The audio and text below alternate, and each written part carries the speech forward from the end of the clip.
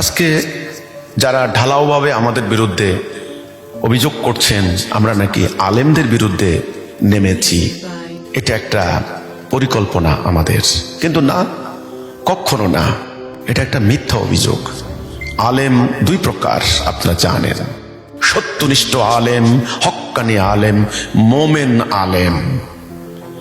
আরেক প্রকারের আলেম নামধারী, এরা মূলত আলেম নয়, এরা ফিতনা সৃষ্টিকারী, ধর্ম ব্যবসায়ী।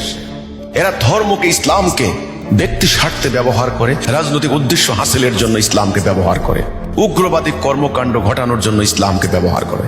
এরা আলেম নয়, আলেম নামের জালেম। আমরা মূলত ধর্ম ব্যবসায়ীদের বিরুদ্ধে কথা বলি, ধর্ম ব্যবসার বিরুদ্ধে কথা বলি। আমরা প্রকৃত হক্কানি, সত্যনিষ্ঠ, মুখলেস, মোমেন আলেমদেরকে সম্মান করি, স্যালিউট জানাই, শ্রদ্ধা জানাই, সালাম জানাই।